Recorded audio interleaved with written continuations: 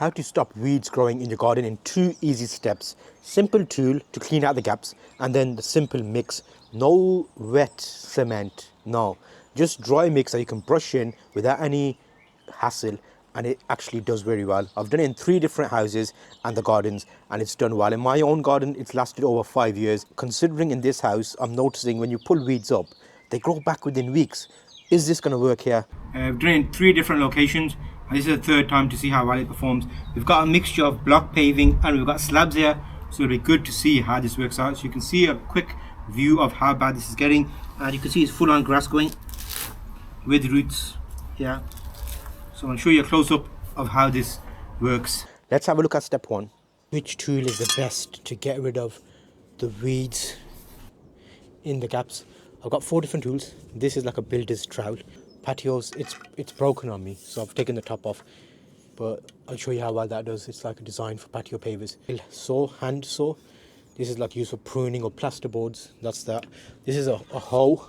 You can stand up and kind of like do that. So I've gone in and I've done a little test. That's how it kind of, I'll do close-ups of these to show you how well they work.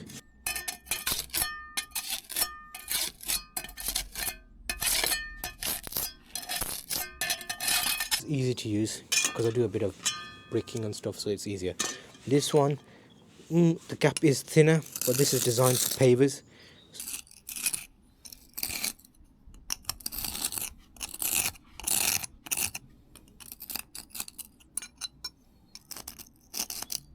I can't give you the full thing.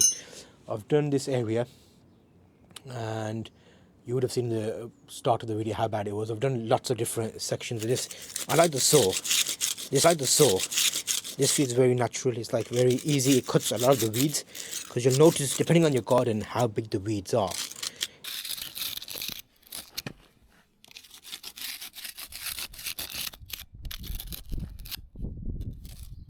So you can see this is like a nice cutting action, because you got the teeth there, so you can really pull out the weeds.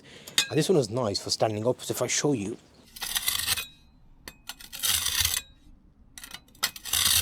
see, I'm not like on my hands and knees.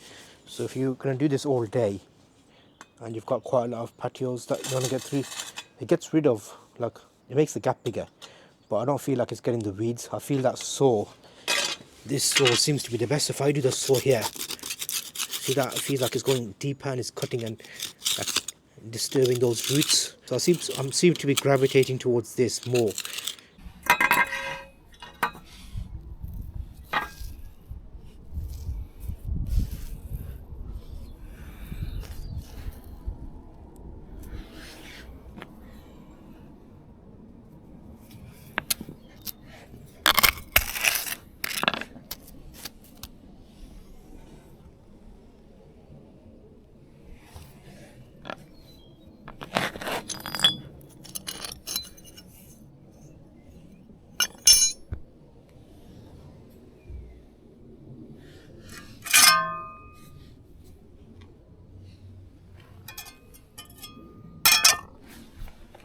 So I've taken most of the weeds out. They do grow back, and I'm going to be looking at some formulations now. A few people suggested putting salt in the mix that I put. That was basically getting the weeds out of the ground. Let's go into the section now where we're going to fill up these gaps now. What do we fill it up with? What's the mix like? I've done a couple of these videos and I've tested loads of things out. I find my dry mix works the best. I'm going to do half in dry mix. I'm going to do half in dry mix with salt, because that seems to be something that a lot of people mentioned. Will salt be good for this? I don't know, we'll find out. The gaps should help, because we won't let the weeds grow back. You'll see I've got rid of all the weeds and I've gone down a little bit, so you'll see the gap here. You can see that gap. We've gone down a good inch. So now that means I can refill this section with the salt as a test. Got a tub of salt. That's probably like 50 grams of salt in a little tub. 700 grams of sand. You can see all this stuff. So that's the cement, salt. I'll probably put gloves on now because I'm using cement. And cement. So first up we're going to go sand. There. We're going to add in the salt. This is a dry mix method. That's roughly the same amount of cement as the sand.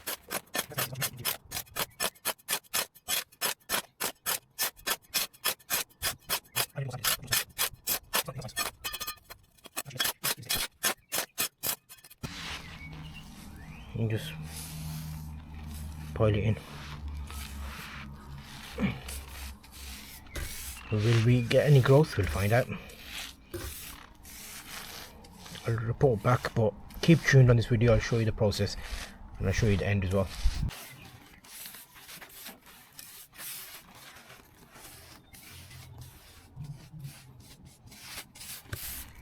Yes, cement will discolor slightly, but I don't really mind because these pavers are quite old.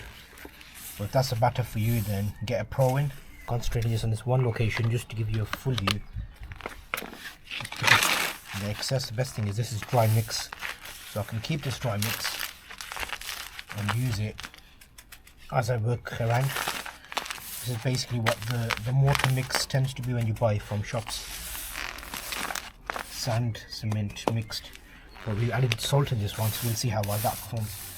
We're not putting any water in, remember. The water will come from the moisture.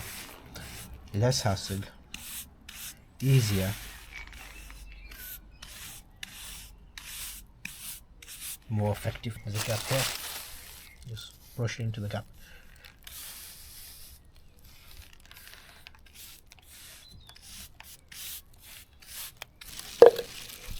Look here, cup of sand, and we use a cup of salt and cup of sand. Here's a quick look at after. So you'll see pointed, no weeds, gaps have been filled, and I can do a little bit more here, but that's not a big deal. It's just a case of pushing in the mix like so. You see, that's what it looks like. So you can see the first one there.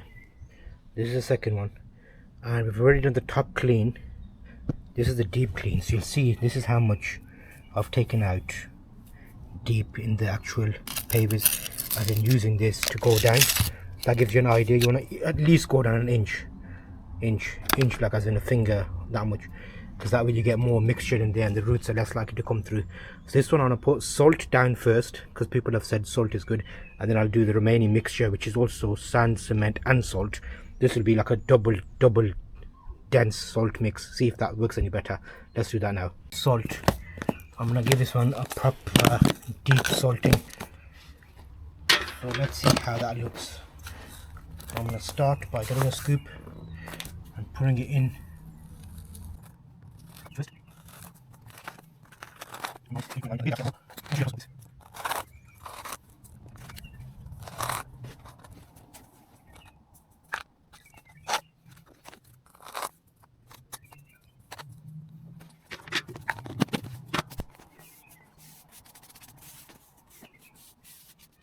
Put salt in all the gaps now, and then I'm going to go on top and put that mixture in.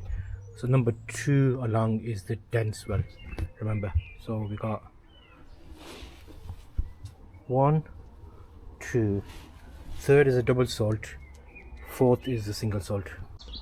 So here's a quick look the day after. It did rain unfortunately overnight, so everything's a bit wet, which is kind of good for us. So there's the first one.